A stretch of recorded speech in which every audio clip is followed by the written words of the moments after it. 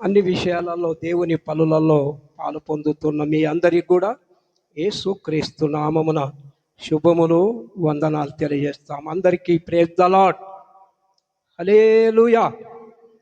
అందరము స్తోత్రం చెప్పుదాము ఒకసారి. హల్లెలూయా. చిన్న మాటనే ఎప్పుడు చదువుకున్న మాటనే చూద్దాం. యెహెజ్కేలు గ్రంథం 34:16 వచనాన్ని చదువుకొని ప్రార్థన చేసుకుందాం త్వరగా.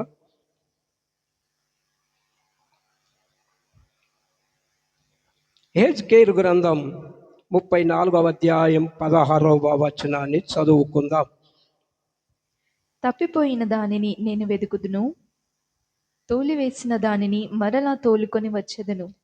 గాయపడిన దానికి కట్టుదును, దుర్బలముగా ఉన్న దానిని బలపరచుదును. అయితే క్రొవ్విన వాటికిని బలము గల వాటికిని శిక్షయను మేతపట్టి లయపరచెదను. చాలు అన్న మాట ప్రార్థన చేద్దాం. గొప్ప దేవుడా, వందనాలు స్తోత్రములు చెల్లిస్తున్నాం. ఈ మధ్యాహ్నం వేళ నీ పాదాల చెంతకొచ్చినాం. కొద్దిమంది మీ ప్రభువా, మహోన్నతుడవు, సర్వాధికారివి, సృష్టికర్తవు ప్రభువా, సమస్తమును నిర్మించిన వాడవు, ఆకాశమును భూమిని అందలి సమస్తమును మహోన్నతుడా నీ మాట ద్వారా మీరు కలగజేసినారు. నీ పాదలకు వందనాలు. ప్రతి మానవులనందరినీ నేల మట్టితో నరుని నిర్మించిన దేవుడవు ప్రభువా, నీ పాదలకు వందనాలు. అందరూ నిన్ను ఆరాధించాలని యవనస్తులు, చిన్నలు, పెద్దలు, వృద్ధులు అందరూ నిన్ను గణపరిచారు ప్రభువా. నీ పాదలకు వందనాలు. చదవబడిన భాగంలో నుండి మాతో మాట్లాడండి. మహోన్నతుడా నీ పాదాలను ఆశ్రయిస్తున్నాం. మేము దుమ్ముము ధూళిమి ఎన్నికలేనోళ్ళం ప్రభువా. మా జ్ఞానం మేము ఏమాత్రము అర్హులము కాము తండ్రి. నీ పాదాల కింద చేరినాం. మా అందరితో మాట్లాడే దేవుడో ప్రభువా, నీ పాదాలకు వందనాలు. చిన్న మాట ద్వారా మాట్లాడి మహిమ పొందుమని యేసు నామమున అడుగుతున్నాము తండ్రి. Amen, amen. హల్లెలూయా. అక్కడిక్కడ పిల్లలు కూడా ఎవరు తిరగకూడదు. 34:16 వచనము నుండి గత 5 వారాల నుండి వాక్యం కొంచెం తెలియపరుస్తూ వచ్చాం.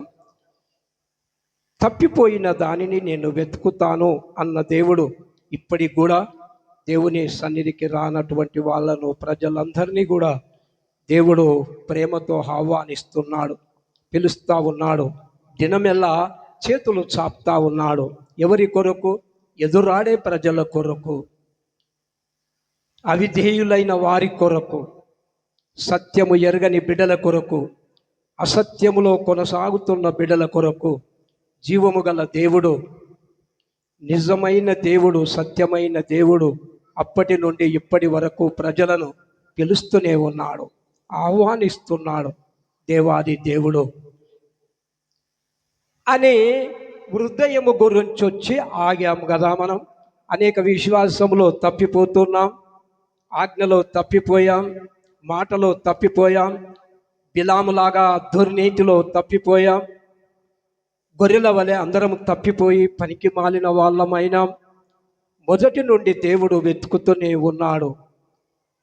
కీర్తన గ్రంథం 95:10 వచనాన్ని కూడా మరొకసారి చదవండి దయచేసి. పోయిన వారం చదివిన మాటలే 10వ వచనము కూడా చదవండి. 95:10 వచనం.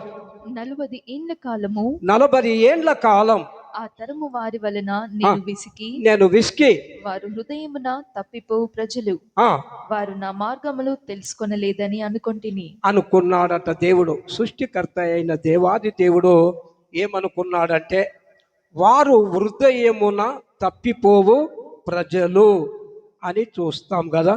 వారు హృదయమున తప్పిపోయే ప్రజలని దేవుడు తెలుసుకున్నాడు. హృదయములనే తప్పిపోతా ఉన్నారంట మనిషి. దేవుడు ఏమి కోరుకుంటాడు మరి? ఎప్పుడైనా దేవుడు హృదయమే కోరుకుంటున్నాడు. మనుషులు పై రూపాన్ని చూస్తారు, దేవుడు మాత్రం ఏం చేస్తాడు? హృదయాన్ని లక్ష్య పెడతాడు. ఇది మనం గ్యారంటీగా జాగ్రత్తగా గమనించాలి. నేను అందరినీ జయించిన అనుకుంటున్నావు కానీ నీ హృదయాన్ని ఎవరూ జయించలేదు. హృదయాన్ని ఎవరూ జయించలేదు. హృదయం అందరిని తిప్పి కొడతా ఉంది. హృదయం హృదయంలో చాలా జాగ్రత్తగా దేవుడు ఏమన్నాడంటే, మనుషులందరూ పై రూపాన్ని చూస్తే దేవుడు నేను హృదయాన్ని లక్ష్య పెడతాను అన్నాడు. నీ హృదయం ఎక్కడెక్కడ తిరుగుతూ ఉందో, ఎక్కడ గోలు కొడుతూ ఉందో, ఏ విషయంలో తప్పిపోతున్నామో అన్నది చాలా ప్రాముఖ్యమైన విషయం. అంత్య దినాలలో, ఈ దినాలలో దేవుడు బయలుపరిచిన విధానం చెప్తున్నా నేను. నీ హృదయం సరి అయిన స్థితిలో లేదు కాబట్టే దేవుడు నీ హృదయమును లక్ష్య పెడతాడు. దేవుని లక్ష్యం హృదయం మీద ఉంది. మానవుని హృదయాల మీద దేవుని లక్ష్యం ప్రయాణం చేస్తూ ఉంది, పరిశోధిస్తూ ఉంది, పరీక్షిస్తూ ఉంది. మానవుని హృదయం సంచారం చేస్తూ ఉంది. హృదయం సరి అయిన స్థితిలో నడపాలన్నదే, సరైన మార్గంలో నడవాలన్నదే దేవుని ఉద్దేశం. ఆయన దేవుడు తప్పిపోకుండా ప్రజలను, న్యాయము తప్పిపోకుండా, అవినీతి అన్ని న్యాయం తప్పిపోకుండా దేవుడు జాగ్రత్తగా గమనిస్తున్నాడు. వారు హృదయమున తప్పిపోవు ప్రజలు. పాట మంచిగా పాడతాడు ఆయన. ప్రకటన గ్రంథంలో ఏమని రాబడి ఉండాలంటే, ఇప్పుడు తీయకూడదు, ఎక్కువ తీయించను, నేను కూడా ఎక్కువ తీయించను కానీ మామూలుగా చెప్తాను. తలుపు నొద్ద నిలుచుండి తట్టుచున్నాను అని దేవుడు అలా రాయబడి ఉన్నది ప్రకటన గ్రంథంలో. తలుపు నొద్ద నిలుచుండి తట్టుచున్నాను, ఎవడైనా తలుపు తీసిన ఎడల నేను లోపల ప్రవేశించి వానితో కూడా భోజనం చేస్తానని దేవుడు చెప్పాడు. యేసయ్య తలుపు నొద్ద నిలుచుండి తట్టుచున్నాను అని ఆ బైబిల్లో చెప్తే, దాసుడు ఎంత మంచోడు చూడండి.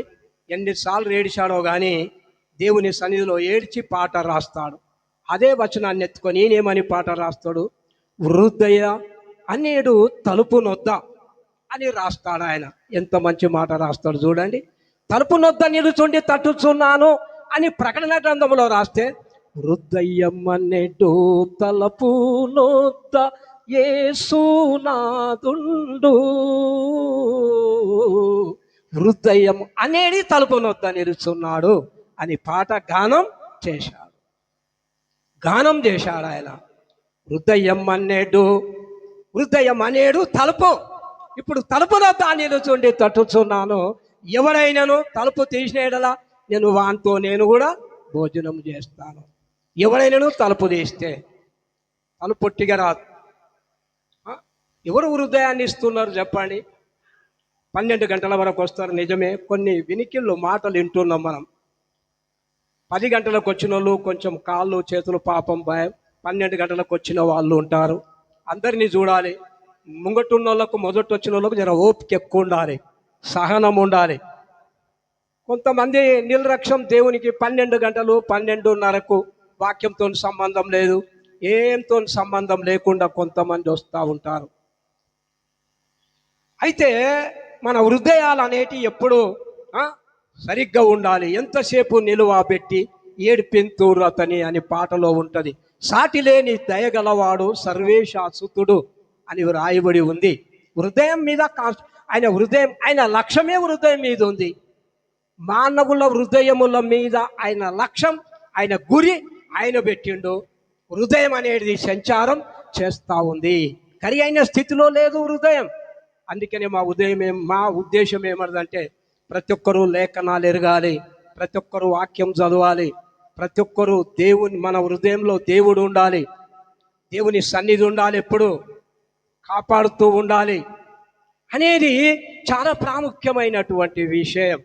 మనం పాట పాడతాం కానీ హృదయం మాత్రం ఎక్కడ ఉండాలో, ఎక్కడ సంచారం చేయాలో అక్కడనే సంచారం చేస్తుంది. నా హృదయము వింతగా మారేను అంటున్నా నేను.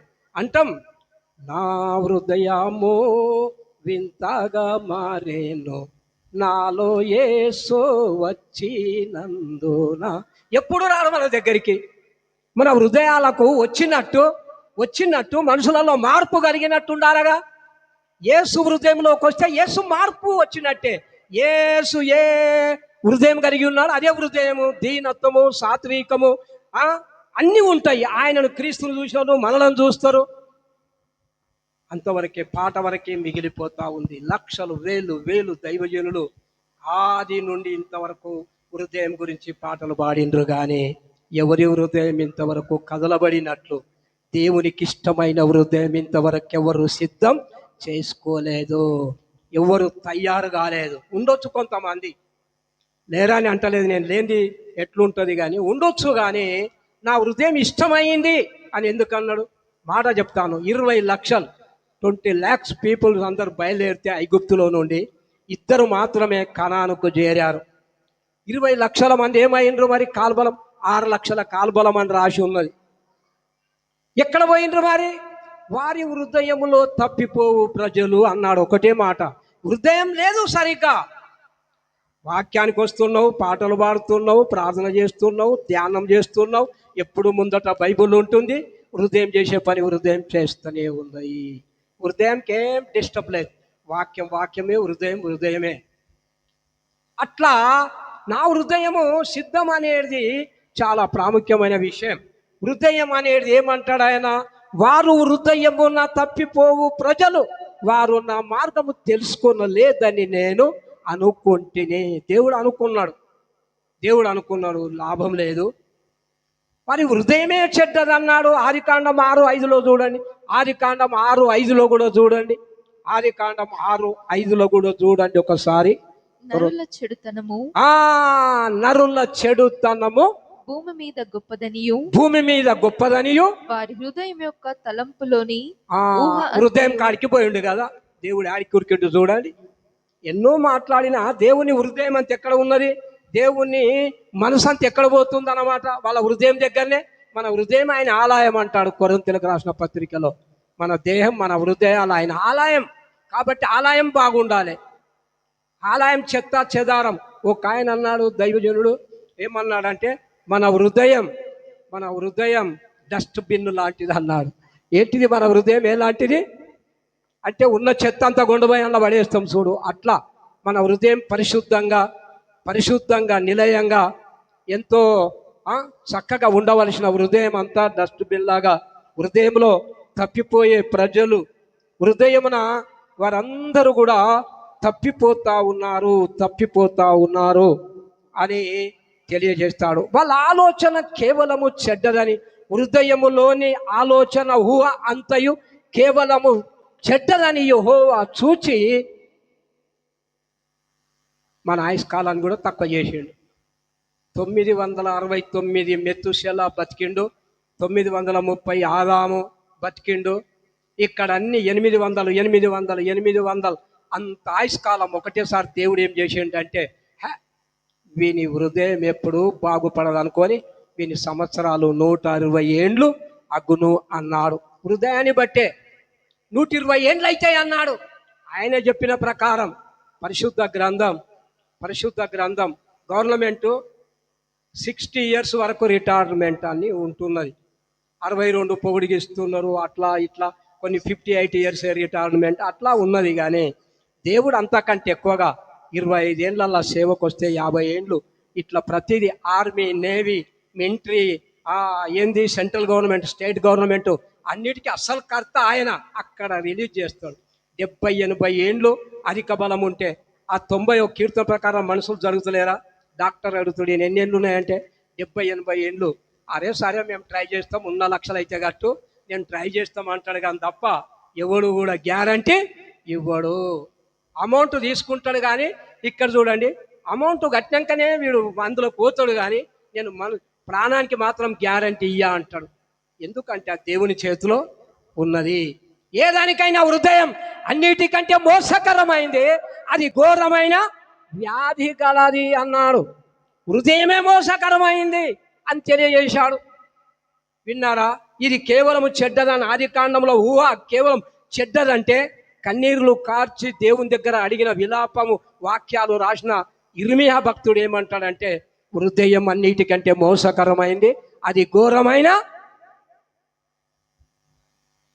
దేవుని దగ్గరకు వచ్చి ఏడుస్తాడు కానీ శరీర క్రియలు కానీ ఏదే కానీ మానవుణ్ణి నొప్పించే పనులే చేస్తూ ఉన్నాడు. అది అయినా ఒప్పుకొని తగ్గించుకొని దేవుని సన్నిధిలో ఉంటే ఎంతో మంచిది. 40 ఏండ్ల కాలమున ఆ తరము వారి వలన నేను విసికి, వారు హృదయమున తప్పిపోవు ప్రజలు, వారు నా మార్గమును తెలుసుకొనలేదని నేను అనుకున్నాను. దేవుడు అనుకుంటే ఏదో ఒకటి చేస్తాడు. దేవుడు అనుకుంటే ఏదన్నా ఒక్కటి చేస్తాడు. కానీ యేసయ్య అనుకుంటే తండ్రిని క్షమించమని అడుగుతాడు. తండ్రి వీరు ఏం చేస్తున్నారో వీరు ఎరగరు కనుక వీరిని అన్ని కొట్టి పాడేసిండు. ఒకటేసారి అన్ని కొట్టి పాడేసిండు. ఎంతున్న జనాలను అంతా కూడా ఏం చేసిండు, తండ్రి వీరు ఏం చేస్తున్నారో వీరు ఎరగరు కనుక వీరిని క్షమాపణ తీసుకొని వచ్చాడు. యేసుక్రీస్తు ఒక్కడే మానవులకు అందరికీ కూడా. అన్ని పోలీస్ స్టేషన్లు కానీ ఇవి కానీ ఇప్పుడు నిన్న మొన్న ఇవన్నీ అయినాయి. కానీ అంతకంటే మొదలైన నరహత్య చేయొద్దు, దొంగతనం చేయొద్దు, అబద్ధం పలకొద్దు, ఇవన్నీ దేవుడు రాసి పెట్టలేడా? అవే అమలు చేస్తున్నారు. అంతేగాని తప్ప దేవుడు మొదలే సృష్టికర్త, అనంత జ్ఞాని అయిన దేవుడు. హన్న సమూయేలును దయచేసిన తర్వాత, దేవా నువ్వు అనంత జ్ఞాని అయిన దేవుడవు, నీ అంత పరిశుద్ధుడు ఎవరు లేరు అన్నాడు. అంత గొప్ప దేవుడు అన్నమాట ఆయన. ఆయనంత జ్ఞానం, ఆయనకున్నంత జ్ఞానం, వివేచన, ఆకాశం, భూమి, సూర్యుడు, చంద్రులు, అంత వివేకం హృదయమున తప్పిపోవు ప్రజలు అని అనుకున్నాడట. 8వ అధ్యాయము ద్వితీయోపదేశ కాండం 8వ అధ్యాయం త్వరగా చూడండి. ద్వితీయోపదేశ కాండం 8వ అధ్యాయం, ద్వితీయోపదేశ కాండం 8వ అధ్యాయం 8వ అధ్యాయం 2వ వచనం నుండి చదవండి దయచేసి. 2వ వచనం, ద్వితీయోపదేశ కాండం 8 2వ వచనం. మరియు నీవు ఆయన ఆజ్ఞలను గైకొందువో లేదో నిన్ను శోధించి నీ హృదయములో నున్నది తెలుసుకొనుటకు. ఏం తెలుసుకోవాలి అనుకుంటున్నాడు ఆయన? చెప్పండి, అందరు ఇక్కడనే పెట్టండి మనసు జాగ్రత్తగా. ఏం తెలుసుకోవాలి అనుకుంటున్నాడు ఆయన? చెప్పండి. నీ హృదయంలా, అందరు చెప్పండి, హృదయంలా. ఏం చెప్తలేరు మీరే అని అందులో చూసి చెప్పండి. మీ హృదయమున ఏమున్నదో చూడండి. ఒకసారి ప్రజలు ఆదికాండం 6వ అధ్యాయంలో నరులు చెడుతనము భూమి మీద, వాళ్ళ హృదయంలోని ఆలోచనలు కేవలం చెడ్డదని చూసిన దేవుడు ద్వితీయోపదేశ కాండం అంటే అందరూ ఆయన చేసిన కార్యాలు ఇంట్లో రాయచిన్నము అని తెలియజేస్తున్నాడు భక్తుడు, మోషే భక్తుడు. ఆయన చేసిన కార్యాలను బట్టి దేవుణ్ణి స్తుతించాలి, ఆరాధించాలి. ఇంకేం చేయాలంటే ఈ ద్వితీయోపదేశ కాండంలో రాయబడిన మాటలను బట్టి భక్తి పెరగాలి, నమ్మకం పెరగాలి, విశ్వాసం పెరగాలి, ప్రేమ పెరగాలి, ఇంకా ఆనందం సంతోషాలతో ప్రభువును వెంబడించాలి అన్నదే ద్వితీయోపదేశ కాండం యొక్క ఉద్దేశం. ఆయన మొట్టమొదట దేవుడు ఏమంటున్నాడంటే, మీరు మీ హృదయములో ఉన్నది మీరు ఎట్లున్నదో, నా ఆజ్ఞలను గైకొందువో లేదో నిన్ను శోధించి నీ హృదయములో ఉన్నది తెలుసుకొనుటకు నిన్ను అనుచు నిమిత్తం ఈ అరణ్యములో 40 సంవత్సరములు నీ దేవుడైన యెహోవా నిన్ను నడిపించిన మార్గం అంతటిని జ్ఞాపకము. ఇక్కడ చూడండి ఎట్లా గుర్తుపట్టిండంటే దేవుడు, మరలా అక్కడిక్కడ తిరగకండి, ఇక కూర్చో లేకపోతే వెళ్ళిపో, కానీ మళ్ళీ అటు ఇటు తిరగదు. ఏమన్నాడంటే ఒకటే మాట, ఏమన్నాడా, సరే చిన్నపిల్లలు వదిలేద్దాం, వాళ్ళు మనల్ని పట్టించుకోరు, నేను చెప్పిన కేర్ చేయరు వాళ్ళు, ఇప్పుడు నువ్వు ఎవరు వచ్చినా కేర్ చేయరు, వాళ్ళు తిరగనిద్దాం వాళ్ళని. హల్లెలూయా. ఏమన్నాడంటే ఇక్కడ, గైకొందువో లేదో నీ హృదయములో ఉన్నది తెలుసుకొనుటకు నిన్ను అనుచు నిమిత్తము. నీ హృదయములో ఏమున్నదో తెలుసుకొనుటకు 11 రోజులు పడుతుందంట. ఒక ఆయన ఇందులోనే ఉంటుంది. ఏమంటే ఐగుప్తు నుండి ఇప్పుడు ఇక్కడ నుండి ఈ కనానుకు నడిపించడానికి ఎంత అంటే 11 రోజులు, 11 days టైం. 11 రోజులలో వెళ్ళిపోతాం. మరి 40 సంవత్సరాలు ఎందుకు దింపిండు? చుట్టు ఎందుకు దింపిండు చెప్పండి? చుట్టు ఎందుకు దింపిండు? 40 ఏండ్లు 40 సంవత్సరములు అరణ్యములో దింపుకుంటూ వచ్చిండు. ఎందుకని? వాళ్ళ హృదయంలో ఉన్నది బయట ఎప్పుడు పడుతుందో అని. అంత పరీక్షలో ఉన్నాడు చూడు దేవుడు, అంత పరీక్షలో ఉన్నాడు అన్నమాట. ఇప్పుడు ఇలా ఉన్న హృదయంలో ఉన్నదో లేదో, ఎట్లున్నదో ఏమున్నదో తెలుసుకొనడానికి ఎంత వచ్చిందంటే, విన్నారా, మొత్తం తనిఖీ చేస్తే, పరీక్ష చేస్తే హృదయం అంతా మోసం, దగ, అన్యాయం, అవినీతి, సృష్టికర్త నిడిచిపెట్టి అబద్ధాన్ని సేవించడం, అబద్ధాన్ని మొక్కడం, అబద్ధాన్ని పూజించడం, నిజము లేని దాన్ని అన్ని అబద్ధాలే వెళ్ళినాయి హృదయంలో. అందుకే దేవుడు హృదయంలో నొచ్చుకొని ఏడిసి నేను నరులను చేసినందుకు నేను సంతాపపడుతున్నాను అన్నాడు. మొదటి రాజు సౌలు గురించి నేను పశ్చాత్తాపడుతున్నానన్నాడు. నరులను చేసినందుకు నేను దుఃఖపడుతున్నానన్నాడు. నరుని హృదయం ఎప్పుడైనా మోసాలతోనే నిండిపోయింది. ఎవరినైనా మోసాలతోనే నిండిపోయింది. మానవుని హృదయం ఎప్పుడు ఏమున్నదో లేదో స్టార్ట్ అయ్యింది. యథార్థంగా ఉంటారా, న్యాయంగా ఉంటారా, నాకు అనుకూలంగా నడుస్తారా, ప్రతికూలంగా నడుస్తారా, నన్ను ద్వేషిస్తారా, నన్ను దూషిస్తారా అన్న పరీక్షలో దేవుడు ఉంటే వాళ్ళు అడుగడుగున దేవుణ్ణి శోధించడం మొదలుపెట్టారు. ఆయనకు హృదయాలు సరి అనే స్థితిలో దేవునికి వీళ్ళ మనసు పడతారు. తేడా వచ్చిందే తప్ప ఇద్దరు ఏక మనసు ఎప్పుడూ కలవలేదు. వాడు చేస్తూ ఉన్నాడు అని దేవుడు ఈ ద్వితీయోపదేశ కాండంలో కూడా ఆయన పనులను బట్టి వాక్యం చదువుతున్నప్పుడు ఏం కావాలంటే, ఇక్కడ చూడండి, వాక్యం చదువుతున్నప్పుడు ఏం చేయాలంటే మీకు బలం రావాలి. వాక్యం చదువుతున్నప్పుడు లోకం మీద విరుక్తి రావాలి, లోకం మీద అసహ్యం రావాలి. వాక్యం చదువుతున్నప్పుడు ఈ లోకాశల మీద ఫుల్ స్టాప్ పెట్టాలి, చెడు మార్గాలన్నీ దూరం కావాలి. వాక్యం చదువుతున్నప్పుడు, లేఖనం చదువుతున్నప్పుడు నీ హృదయం దినదినం శుద్ధి కావాలి. హృదయ శుద్ధి గల వారు ధన్యులు, వారు దేవుణ్ణి. హృదయం శుద్ధి కావాలి దినదినం. అట్లా అవ్వడం లేదు.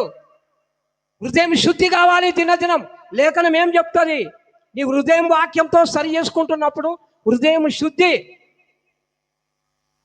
హృదయం అనేది శుద్ధి లేకుండా గారడి సీమోన్ లాగా ఇక్కడ ఉన్న చూడండి. అపోస్తుల కార్యములు 8వ అధ్యాయం, అపోస్తుల కార్యములు 8వ అధ్యాయంలో ఒక ఆయన ఉన్నాడు చూడండి.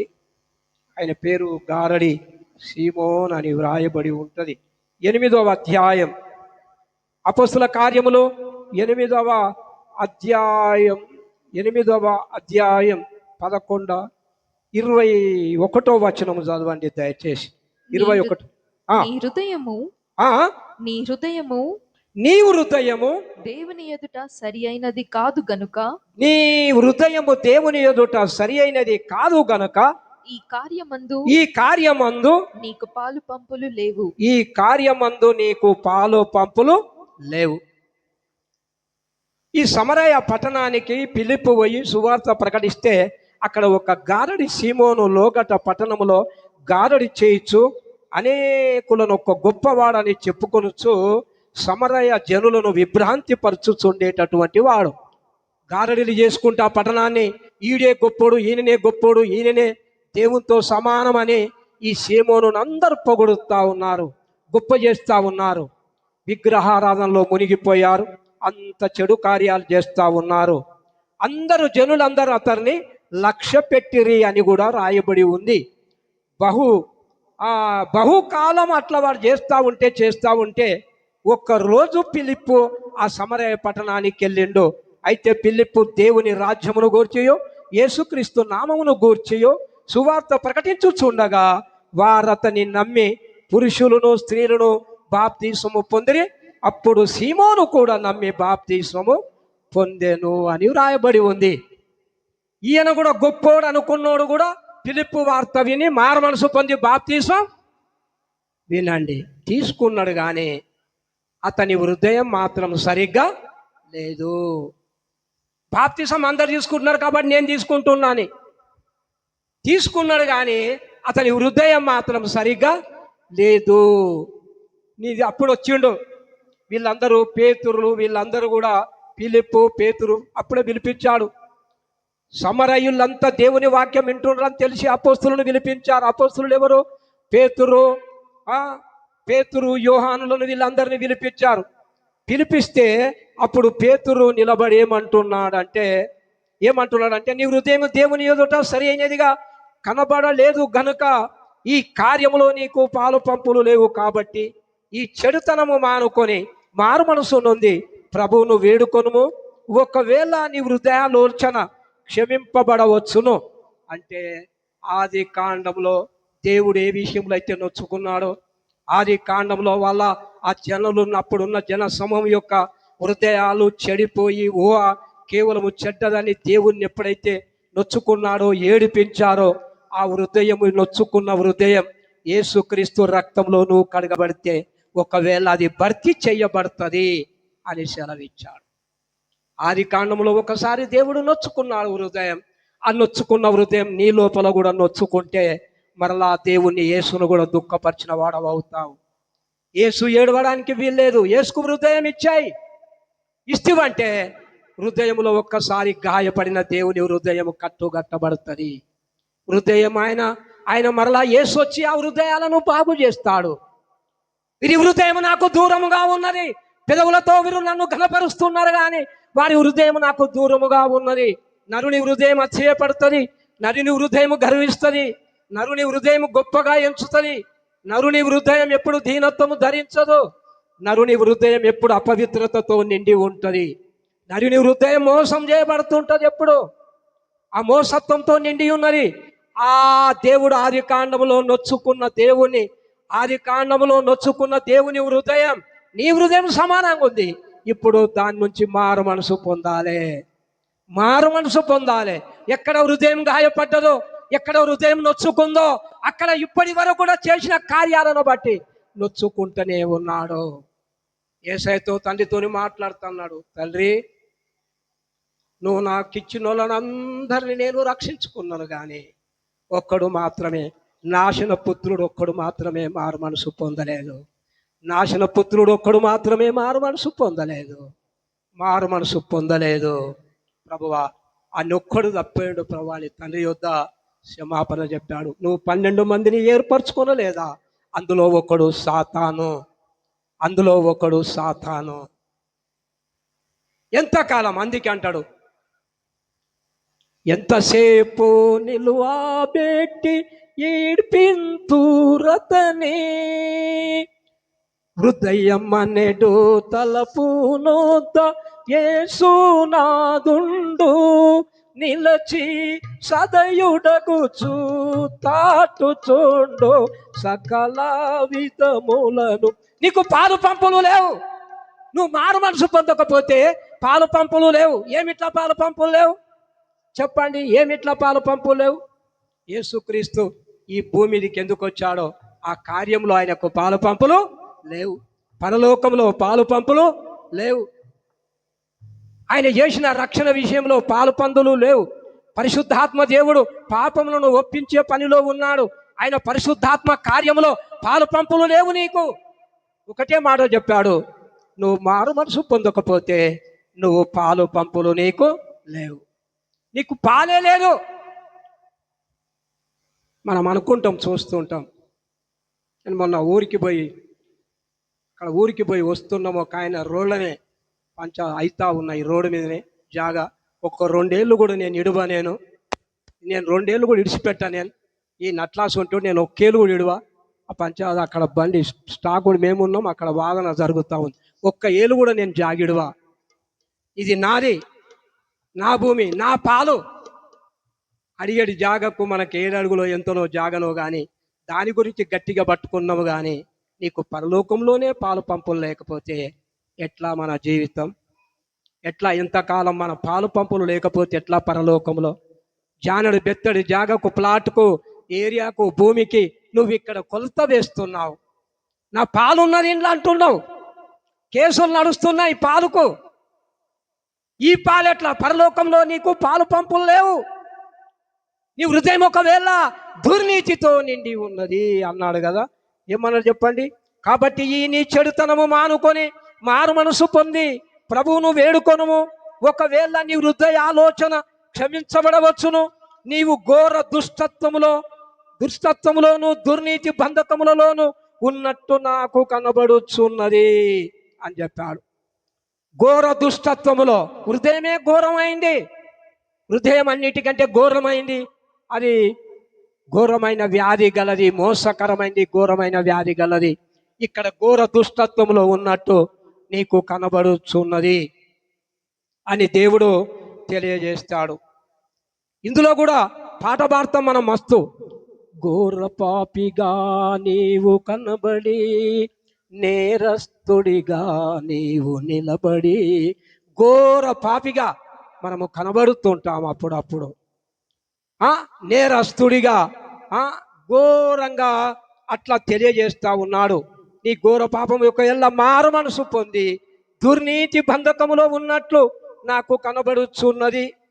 అందుకు సీమోన్ ఏమంటాడంటే ఆయన, మీరు చెప్పిన వాటిలో ఏదియు నా మీదికి రాకుండా మీరే నా కొరకు ప్రభువును వేడుకొనుడని చెప్పాను. నేను వేడుకొని మీరే వేడుకోండి. ఎవరి హృదయం వాళ్ళు శుద్ధి చేసుకోవాలే కానీ, దేవా పాపినని పశ్చాత్తాపడాలే కానీ, పశ్చాత్తాపడి ఎడవలసిన వాళ్ళు కానీ మనుషులు ఏం చేస్తున్నారంటే హృదయం సరి అనే స్థితిలో లేదు, దుర్నీతితో ఉన్నది, నీతితో కాదు. దుర్నీతితో నిండి ఉన్నది ఈ లోకం. నీతి కావాలని దేవుడు కోరుతున్నాడు. నీతి నిన్ను పిలుస్తా ఉందట, నీతి నిన్ను పిలుస్తా ఉన్నది అని వ్రాయబడి ఉంది. నీతికి దూరముగా ఉన్న వారలారా రండి ఇప్పుడైనా అని పిలుస్తున్నాడు కదా. యెషయా గ్రంథం 46వ అధ్యాయం, యెషయా గ్రంథం 46వ అధ్యాయం, 46వ అధ్యాయం, యెషయా గ్రంథం 46 12వ వచనం చదవండి దయచేసి. యెషయా గ్రంథం 46 12వ వచనం అందరు తీశారా? తీయండి. యెషయా గ్రంథం 46 12వ వచనం. కఠిన హృదయులై నీతికి దూరముగా ఉన్న వారలారా, నీతికి దూరముగా ఉన్న వారలారా నా మాట ఆలకించుడి. నా నీతిని దగ్గరకు రప్పించి ఉన్నాను, అది దూరమున లేదు. నా రక్షణ ఆలస్యము చేయలేదు. సియోనులో రక్షణుండ నియమించున్నానని పిలుస్తున్నాడు. ఎక్కడ నిండి ఉన్నది? దుర్నీతితో, అవినీతితో లోకమంతా నిండి ఉంటే నీతిని దగ్గరకు రప్పించి ఉన్నాను, అది దూరమున లేదు, నా రక్షణ ఆలస్యం చెయ్యలేదు. అన్ని వారలారా అని మంచి మాట నడుస్తాడు. నీతికి దూరముగా ఉన్న వారలారా, దప్పికొనిన వారలారా, ప్రయాసపడి భారమోసుకున్న వారలారా, వారలారా వారలారా అని మాట ఇక్కడ పదే పదే చంక పెట్టుకొనిన వారలారా, నా చేత భరింపబడిన వారలారా, ఇజ్రాయేలు ఇంటి వారలారా, ఇజ్రాయేలు ఇంటిలో శేషించిన వారలారా, గర్భమున పుట్టినని మొదలుకొని నా చేత భరించబడిన వారలారా, ప్రయాసపడి భారం మోసుకున్న వారలారా, అన్ని దేవుడు ఇప్పటి వరకు పిలుస్తూనే ఉన్నాడు. నీతికి దూరముగా నిలుచున్నారు. నీతికి దూరముగా నిలుచున్న వారలారా నా యుద్ధకు రండి అని దేవుడు పిలుస్తా ఉన్నాడు. నా నీతిని దగ్గరకు రప్పించి ఉన్నాను, అది దూరమున లేదు, నా రక్షణ ఆలస్యం చేయలేదు అని పిలుస్తా ఉన్నాడు. నీతి లేదు, నీతి తప్పినమని వ్రాయబడి ఉంది, న్యాయము తప్పినమని వ్రాయబడి ఉంది, హృదయం తప్పిపోతున్నది అని వ్రాయబడి ఉంది. ప్రియులారా, అందరినీ దేవుడు పిలుస్తా ఉన్నాడు. హృదయం సీమోన్ అయితే అంటున్నాడు, తనకు తాను దుఃఖపడకుండా, మారు మనసు పొందకుండా పశ్చాత్తాపడాలని ఇక్కడ కూడా పిలుస్తున్నాడు ఆయన. నేను నా నీతిని దగ్గరకు రప్పించి ఉన్నాను, నా నీతిని దగ్గరకు రప్పించి ఉన్నాను, అది దూరమున లేదు. దేవుడు ఈ దినమున నీవు ప్రభు దగ్గరికి వస్తే నీ హృదయాన్ని దేవునికి ఇచ్చేసేయి దినమున. అదే దేవుడు కోరుతున్నాడు. నా నీతిని దగ్గరకు పిలుస్తున్నాను, కఠిన హృదయులై నీతికి దూరముగా ఉన్న వారలారా అని పిలుస్తా ఉన్నాడు. నీతికి దూరంగా నిలుచున్నారంట అందరు, సత్యానికి దూరముగా నిలబడి ఉన్నారు. చాలామంది ఆ స్థితిలో ఉన్న వాళ్ళను దేవుడు ప్రేమతోని ఈ నెలాఖరు దగ్గరికి వస్తూ ఉన్నది. ఇప్పుడైనా దేవునికి హృదయం ఇయ్యాలని దేవుడు పదే పదే కోరుతా ఉన్నాడు. ఇర్మియా గ్రంథం 17:5 వచనం చదవండి. ఇర్మియా గ్రంథం 17వ అధ్యాయం 5వ వచనము కూడా చూడండి దయచేసి. యెహోవా ఇలాగు సెలవిచ్చుచున్నాడు. అందరు తీశారా? యెహోవా ఇలాగు సెలవిచ్చుచున్నాడు, నరులను ఆశ్రయించి శరీరులను తనకు ఆధారముగా చేసుకొనుచు తన హృదయమును యెహోవా మీద నుండి తొలగించుకొనువాడు శాపగ్రస్తుడు. ఎవరి మీద నుంచి తొలగించుకుంటున్నాడు హృదయాన్ని? చెప్పండి, ఎవరి మీద నుంచి తొలగించుకుంటున్నాడు? యెహోవా ఇలాగు సెలవిచ్చుచున్నాడు, నరులను ఆశ్రయించి. ఇంతవరకు వంశీ గుర్తుకు తెచ్చాడు మాటలు.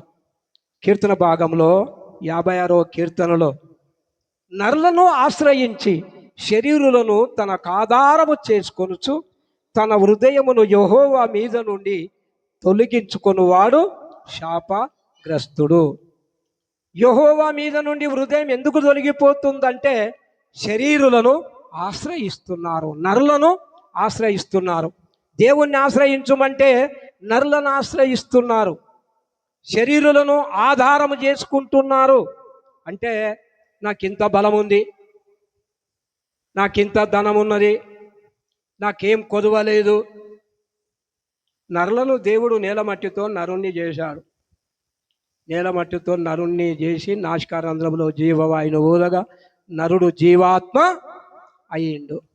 ఆ నరుల మీద నరులు ఆధారపడుతున్నారట, శరీరుల మీద ఆధారము చేసుకుంటున్నాడు, దేవుణ్ణి ఆధారముగా చేసుకొనడం లేదు.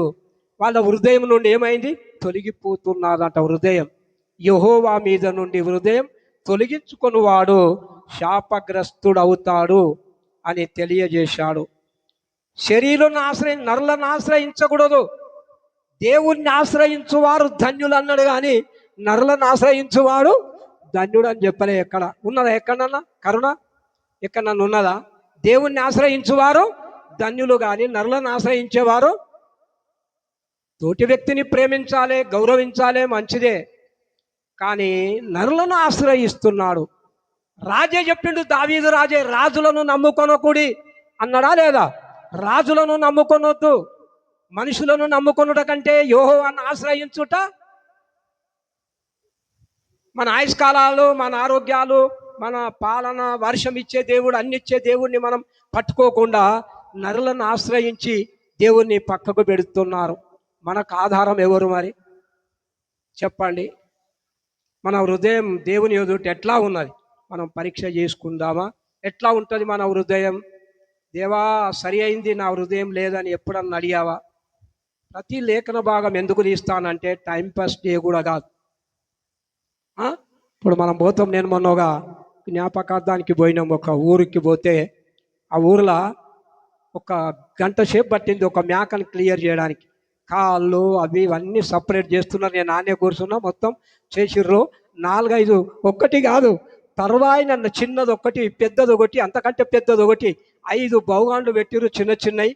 ఇవి ఏది ఒకటి సార్ 12,000 14,000 పెట్టాము, ఒక్కటి వెస్ట్ చేస్తాను నేను చేయగదా? ఒక్కటి కూడా లేకుండా ఏది ఇడవకుండా, పొల్లు ఇడవకుండా దాన్ని కథం పట్టడానికి గంట సేపు పట్టింది. ఎక్కువ వాక్యాలు తీయొద్దు, లేఖనంతోనే నడవాలి. రోజు లేఖనంతోనే నడవాలి. ఆది కాండంలో స్టార్ట్ చేసినామంటే ఎండింగ్ వరకు లేఖన పరిధిలోనే వాక్యం నడవాలి. లేఖనంతోనే నడవాలి, మనుషుల మాటతోని కాదు, ఆత్మతో నడవాలి. ఆత్మతోనే నడిపించబడాలి. ఎందరు ఆత్మ చేత నడిపింపబడతారో వాళ్ళందరూ దేవుని కుమారులు అనబడతారు. పరిశుద్ధాత్మ అభిషేకంతో నడవబడాలి. దేవుని కార్యాలను అద్భుతంగా చేయాలి. కొన్ని మెతుకులు కలిసినే ఒక ముద్ద అవుతుంది. ఆ ముద్ద మాత్రం నువ్వు కడుపు నిండా మెత్తవు, కానీ వాక్యం తీయొద్దు, ఇది తీయొద్దు అంటే ఎట్లా? ఒక చెట్టు మీదకి ఎక్కి మామిడి పండు తెంపాలంటే అంత దూరం ఉంటుంది కొమ్మ, ఆడికి పోవాలి, తెప్పుకోవాలి, మళ్ళీ మొదల కాడికి రావాలి, మళ్ళీ ఇక్కడ కొమ్మకోవాలి, అది తెంపాలి, మళ్ళీ ఇక్కడికి రావాలి. లేఖనం తెలవాలి. ప్రతి లేఖనం ఎన్ని హృదయాలు ఉన్నాయో తెలవాలి, ఎన్ని ప్రాణాలు ఉన్నాయో తెలవాలి, ఎన్ని ఆసక్తులు ఉన్నాయి, ఏ లేఖనం ఎక్కడున్నదో మనం బుర్రలో వచ్చి చేరాలి. ఎక్కడున్న అక్కడ కొమ్మకు ఒక కాయ కనిపించింది కదా, అది తెంపుదామనే ఏ కొమ్మకు ఉన్నదో, ఏ కొమ్మకు ఎన్ని కాయలు మిగిల్చినమో తెలవాలి మనకు. అప్పుడే లేఖనం సంఘము నిలబడుతుంది, అప్పుడే లేఖనం తెలుస్తుంది. సత్యం త్రిత్వాన్ని నమ్మినవాడై ఉండాలి, సత్యం త్రిత్వంలో బాప్తిసం పొందినవాడై ఉండాలి. అప్పుడే సత్యం పునాదిలో వాడు కట్టబడతాడు. బంగారము వెండి వెలగల రాళ్ళ మీద కట్టబడాలి. కొయ్యకాలు గడ్డి కొయ్యలతో కాలిపోతే అవి కాలిపోతాయి. వాక్యం పరిధితోనే మనం ముందుకు సాగాలి. నేను హృదయం గురించి నేను చెప్తే హృదయం ఏమేమి ఉన్నది ఒక్కటి చెప్తారు. ప్రార్థన చేయమంటే ప్రభా స్తోత్రం స్తోత్రం ప్రభా, హృదయం అన్నిటికంటే మోసకరమైంది అన్నో ప్రభా, అది ఒక్కరు తప్ప ఇంకో హృదయం ఎలాంటిదో ఎత్తితే అంతొట్టు ప్రార్థనలో మళ్ళా అది ఎత్తుతాడు. కావాలంటే ఏం వాక్యం చెప్తున్నావో ఆ వాక్యం జాగ్రత్తగా నీ దగ్గర ప్రింట్ అయి మళ్ళీ వెంబడి పోయి మళ్ళా దాన్ని ధ్యానం చేయాలి. నాకంటే ఎక్కువ మీకు తెలుసు, నేను కూడా పశువులను మేపిన, నాకు కూడా తెలుసు. గొర్రె కానీ మేక కానీ పశువు కానీ గబ్బా గబ్బా గబ్బా మేసి ఇంటికి పోయిన తర్వాత పురుషగా పడుకొని మంచిగా నెమరేస్తుంది, కడుపులోకి మళ్ళా తెచ్చుకొని సన్నగా నములుతూ ఉంటుంది. అదే దీవారాత్రులు దాన్ని ధ్యానించువాడు. ఎందుకు హృదయం తొలగిపోతుంది? శరీరాశ ఎక్కువ అయింది. శరీరాశలో కొట్టుమిట్టాడుతున్నావు. ఇక్కడ దేవుడు మంచోడే ఉన్నాడు, ఇక్కడ శరీరాశ ప్రేరేపిస్తుంది. శరీరాశ, నేత్రాశ, జీవపు డంబం ఈ లోకంలో నిన్ను ప్రయాణం చేసిస్తుంది. దాన్ని జయించలేక, యేసు దగ్గరికి రాలేక, యేసుకు దూరమై, శరీరాశకు దగ్గరై, నీతికి దూరమై, అవినీతికి దగ్గరై, పాపానికి దగ్గరై, పరిశుద్ధతకు దూరమై దేవుడికి దూరం అయిపోయినాడు. చెడు విషయములలో దారి తప్పిపోయినాడు, మార్గం తప్పి తిరుగుతున్నాడు. సముద్రంలో పడవ నడిపేవాడు జర్ర పక్కకు దింపితే తన గమ్యం సరిగ్గా తెలిసి తిప్పకపోతే ఏ రౌతుకు కొట్టుకున్న ముక్కలైతుంది పడవ. ఆకాశంలో కూడా చుక్కలు తెగిపోతాయి. మార్గం సరిగ్గా ఉండాలి, గమ్యం వెంబడి పరిగెత్తాలి. పరిగెత్తకపోతే పరిశాన్ల పడతాం. మనం పరిగెత్తకపోతే పరిశాన్ల పడతాం. హృదయం మోసకరమైందే. అవును, అవ్వను మోసం చేసింది. దేవుడు వచ్చి అడుగుతున్నాడు, అవ్వా మొట్టమొదట తల్లివి నువ్వే. అమ్మా ఏం తప్పు చేసినావు? ఎందుకు సాటుకు దాక్కున్నావు? ఆదామైతే ఇట్లా అంటున్నాడు, నువ్వెట్లా అంటావు అంటే, నాకు తప్పు కాదు, సర్పము నన్ను మోసపుచ్చింది అన్నాడు. హృదయం మోసకరమైంది. సర్పం హృదయాన్ని మోసం చేసింది.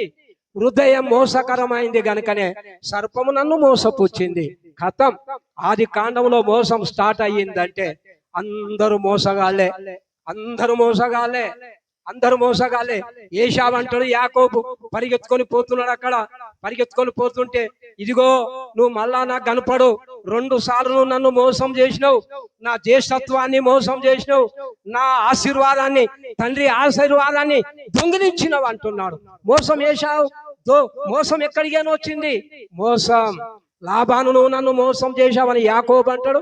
యాకోబు లాబాన్ని అంటాడు, నన్ను 10 సార్లు మోసం చేసి నా జీవితాన్ని పొంచినవు. అక్కడ నుంచి మోసం స్టార్ట్ అయ్యింది. మోసపోకండి. అంత్య దినములలో అపాయకర కాలం వస్తున్నది, మోసపోకండి అని దేవుడు చెప్తే మోసపోతా ఉన్నారు. మోసం జరుగుతూ ఉంది. మోసంతో పాటు ప్రాణాలు కూడా పోగొట్టుకుంటున్నారు మోసమే. అనేకులు నా పేరిట వస్తారు, మీరు మోసపోకుండా చూసుకోనండి, మీరు జాగ్రత్తగా ఉండండి అని దేవుడు హృదయములో నరులను ఆశ్రయించి శరీరులను తనకు ఆధారము చేసుకొనొచ్చు తన హృదయము యెహోవా మీద నుండి తొలగించుకొనువాడు శాపగ్రస్తుడు. ఇందులో 2 రకాలుగా ఉన్నాయి. దేవుని నమ్మినటువంటి వాడు, ఈ లోక సంబంధమైన శరీరాశలను వెంబడించేటటువంటి వాడు. ఇద్దరికి ఏం మిగిలింది? యెహోవాను నమ్ముకున్నోనికి ఏమైందో 2 రకాలు ఇక్కడ కనబడుతా ఉన్నది. చదవండి. యెహోవా మీద నుండి తొలగించుకొని వాడు శాపగ్రస్తుడు. వాడు ఎడారిలోని అహరుహ వృక్షము వలె ఉండును. మేలు వచ్చినప్పుడు అది వానికి కనబడదు. వాడు అడవిలో కాలిన నేలయందును నిర్జనమైన చవిటి భూమి యందును నివసించును. యెహోవాను నమ్ముకొనువాడు. చూడండి ఇక్కడ ఏమున్నది? ఇక్కడ నిర్జనమైన అంటే ఎండిపోయిన భూమిలో, కాలిపోయిన భూమిలో, కాలిపోయిన అడవిలో ఉన్నట్టు ఉంటాడు. అరువ చెట్టు వలె ఉంటాడు, ఎడారిలో ఉంటాడు. అన్ని శాపమే కనబడుతుంది. ఇప్పుడు యెహోవాను నమ్ముకుంటే ఏమైతుందో చూడండి. 7వ వచనం. యెహోవాను నమ్ముకొనువాడు ధన్యుడు. యెహోవా వానికి ఆశ్రయముగా ఉండును. వాడు జలముల యొద్ద నాటబడిన చెట్టు వలె ఉండును. అది కాలువల ఊరను, దాని వేళ్ళు తన్నును, వెట్ట కలిగినను దానికి భయపడదు. దాని ఆకు పచ్చగా నుండును, వర్షము లేని సంవత్సరమున చింత నొందదు, కాపు మానదు. హృదయము అన్నిటికంటే మోసకరమైనది అని తెలియజేస్తున్నాడు. ఇప్పుడు విన్నారా? మానవుల హృదయాలను పరీక్షించడానికే లేఖనం చెప్పుకుంటా పోతూ ఉంటుంది. కొంతమంది హృదయాలు ఎప్పటికి ఇక్కడ అక్కడ తిరుగుతుంటే వాక్యం ఎక్కడ జోడాయిస్తుంటాం చెప్పండి? ఎన్ని హృదయాలు ఉన్నాయో తెలియాలి. ఎక్కడ మనసు ఉన్నదో దేవునికి హృదయం ఇస్తున్నామా లేదా? మన పరీక్షలోనే ఉన్నాం. ఇప్పుడు మనం పరీక్ష చేస్తూ ఉండాలి, పరీక్ష పెడతా ఉండాలి. ఇక్కడ చూడండి, 10 సంవత్సరాలు వయసును బట్టి ఐఐటీలో కూడా ఇంటర్వ్యూకి పిలిస్తే ఏజ్ అయినోడు కూడా రాస్తున్నాడు. నీ ఏజ్ ఎక్కువైనదో అనుకుంటే గులుక్కుంటా తీసుకున్నా, మా అంటే 10 ఏళ్ళు 8 ఏళ్ళు ఇంత డ్యూటీ చేసి అవతలికి గెట్ అవుట్ అంటాడు, బయటికి ఎలగొడతాం. మమ్మల్ని కూడా ఎలగొట్టిండ్రు 32 ఏళ్ళు చేసి. మరి యుగాలు తరతరాలు ఉండాలంటే దేవుడు నిన్ను పరీక్షించడా? నీ హృదయాన్ని పరీక్షలు పెడతాడా లేదా చెప్పండి? పరీక్ష పెట్టిండు ద్వితీయోపదేశ కాండంలోనే 8వ అధ్యాయంలో. నీ హృదయంలో ఏమున్నదో అంటే సనుగుడే వెళ్ళింది. దేవునికి ఇష్టం లేని వాళ్ళు 1 కొరింథీయుల పత్రిక ప్రకారం అన్ని వెళ్ళినాయి వాళ్ళు. అట్లా హృదయం పరీక్షించుకోవాలి. ప్రభువు రాకడ వరకు మనం ఉండాలంటే మన హృదయాలు ఇంకా సరి అయిన స్థితిలో కట్టబడాలి. హృదయాలు సరి అయిన స్థితిలో కట్టబడకపోతే ఆధారం ఎవరు? మనకు దేవుడు. చాలాసార్లు మనం చూస్తాం కీర్తన భాగంలో, యెహోవా నాకు ఆధారం, 10,000 మంది దండెత్తి వచ్చినను, యుద్ధముతో వచ్చిన దిగినను నేను భయపడను, ఎందుకంటే దేవుడే నాకు ఆధారం. దేవుడే నాకు ఆధారంగా ఉండాలి. దేవుడు ఏం చేస్తాడు తెలుసా? దేవుడు అన్ని తనిఖీ చేస్తూ ఉంటాడు. నీకెవరు ఆధారం చెప్పండి? నీకెవరు ఆధారం? దేవుడినే నువ్వు ఆధారంగా చేసుకుంటే మనం ఎంతో ధన్యులం. స్వనీతిని ఆధారం చేసుకొనకూడదు, చెడుతనమును ఆధారం చేసుకొనకూడదు, గుర్రములను ఆధారం చేసుకొనకూడదు, పరో రథాలను ఆధారం చేసుకొనకూడదు అని వ్రాయబడి ఉంది వాక్యంలో. ఆధారం, మనకు ఆధారం దేవుని ఆధారం. దేవుడే మనకు ఆధారం ఉండాలి.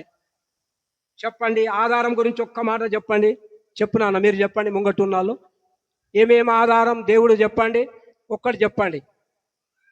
తొందరగా చెప్పండి, ఒక్కటి చెప్తే నేను ముందుకు సాగుతా. ఏం ఆధారం దేవుడు?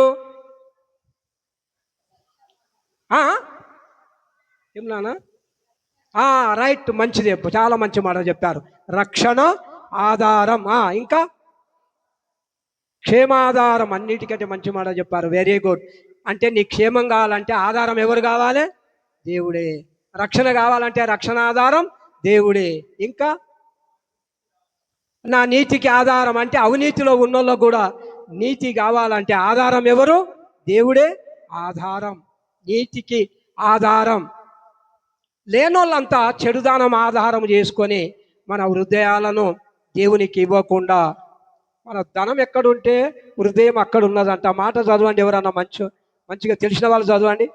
నీ హృదయం ఎక్కడుంటుందో అక్కడ నీ ధనం ఎక్కడుంటుందో అక్కడ హృదయం ఉంటుంది అనే మాట ఉంటుంది. చదవండి తొందరగా. ఎవరు ఎంత మంచిగా తొందరగా ఎవరు చదువుతారో చూద్దాం ఇప్పుడు.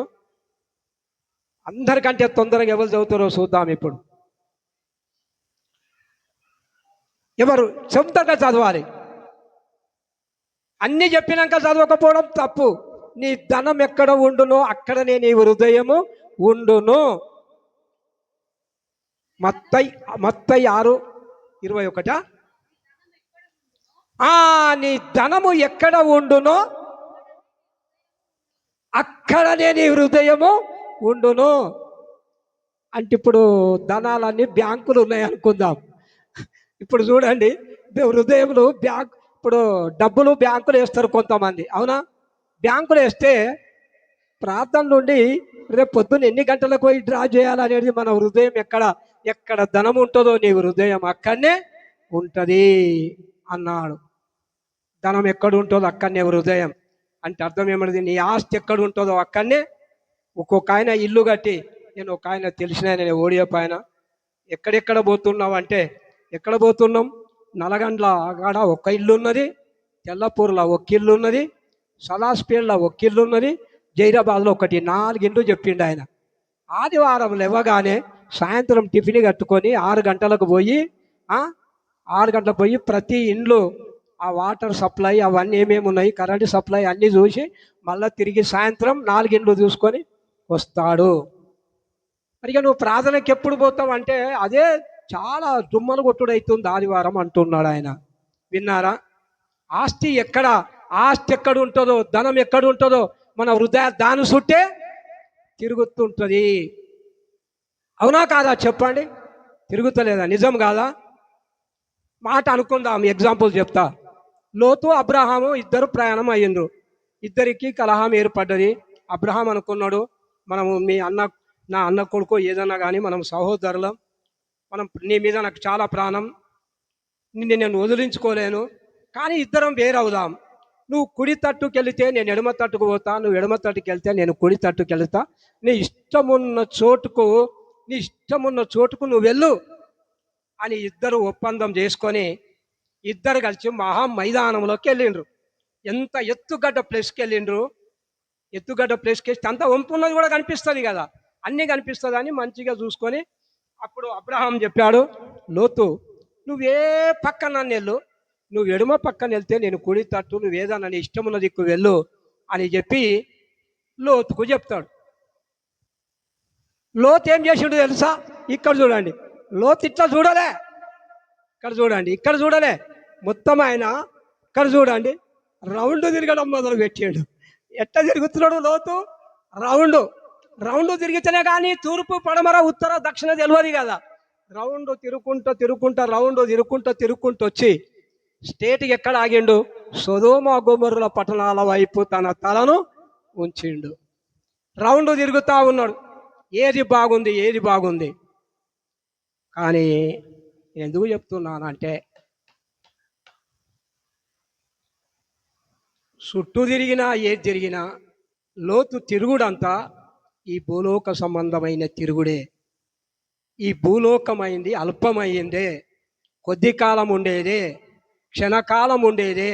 కానీ ఇక్కడ చూడండి, ఈయననేమో ఇట్లా రౌండ్ తిరుగుతూ ఉంటే, లోతు రౌండ్ తిరిగి 4 దిశలు తిరుగుతూ ఉంటే శరీరాలను ఆధారం చేసుకొని తిరుగుతూ ఉంటే, అబ్రహాం ఇక్కడ చూడండి పునాదులు కలిగిన పట్టణము కొరకు అబ్రహాము ఎదిరి ఎంత తేడా ఉన్నది చూడండి. లోతు చూపుకు అబ్రహాము చూపుకు చాలా వ్యత్యాసం ఉన్నది. ఆ పునాదులు గల పట్టణము కొరకు అబ్రహాము ఎదిరి చూచుచుండెను.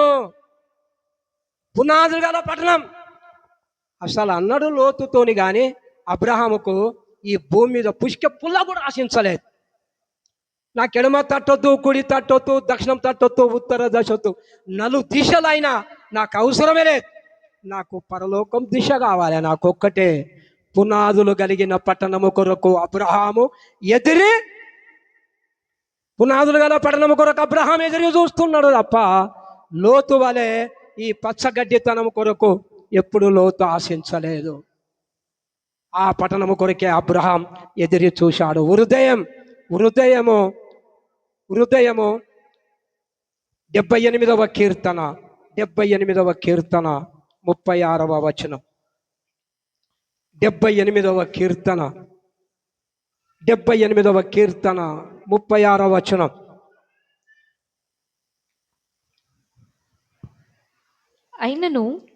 అయినను వారి హృదయము ఆయన ఎడల స్థిరముగా నుండలేదు. వారి హృదయము ఆయన ఎడల స్థిరముగా ఎందుకు స్థిరంగా లేదు చెప్పండి? 78వ కీర్తన 36వ వచనంలో రాయబడి ఉన్నది, ఆయన హృదయంలో తప్పిపోయే ప్రజలు, హృదయము ఆయన మీద నుండి హృదయాన్ని తొలగించుకునేటటువంటి ప్రజలు స్థిర మనసుతో లేరు, చంచల మనస్కులు. దేవుని మీద వాళ్ళు హృదయాలు సరైన స్థితిలో నడిపించుకొనలేకపోయారు. అయినను వారి హృదయము ఆయన ఎడల స్థిరముగా ఉండలేదు. స్థిరంగా ఎందుకు లేదు ఇప్పుడు చెప్పండి? ఇంతవరకు చదివిన వాక్యాల బాగా ప్రకారం చెప్పండి, ఎందుకు స్థిరంగా లేదు వీరి హృదయం? చెప్పండి. రైట్, అదే ఎవరిని రైట్ మాట చెప్పారు. ఎందుకు స్థిరంగా లేదు అంటే వారు శరీరాలను ఆధారం చేసుకున్నారు. వారు హృదయాలు శరీరాలను ఆధారం చేసుకున్నారు. కాబట్టే వాళ్ళ హృదయం ఎప్పుడు స్థిరపడలేదు. అయినను వారి హృదయము ఆయన ఎడల స్థిరముగా ఉండలేదు, స్థిరముగా ఉండలేదు. ఆయన నిబంధనను వారు నమ్మకముగా గైకొనలేదు. మరెప్పుడు స్థిరంగా ఉంటుంది హృదయం? 112వ కీర్తన 112వ కీర్తన 112వ కీర్తన 112వ కీర్తన. వాని హృదయము రైట్ నాన్న, అది చదవండి. 112వ కీర్తన 7వ వచనం. వాని హృదయము యెహోవాను ఆశ్రయించి స్థిరముగా నుండును. స్థిరముగా ఉండును. వారి హృదయము యెహోవాను ఆశ్రయించి స్థిరముగా ఉండును. వాడు దుర్వార్తకు,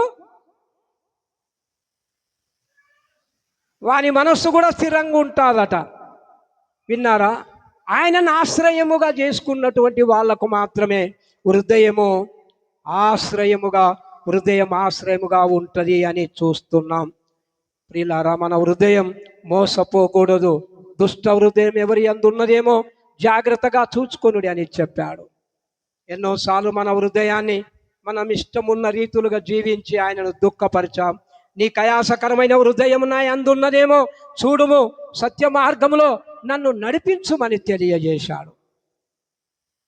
మన హృదయం ఎలా ఉన్నది పరీక్ష చేసుకుందామా? మన హృదయాలు మనది, మనము మన మనసులను, మన హృదయాలను అందరం మోకరించుదాం. అందరం మోకరించి ప్రార్థన చేసుకుందాం.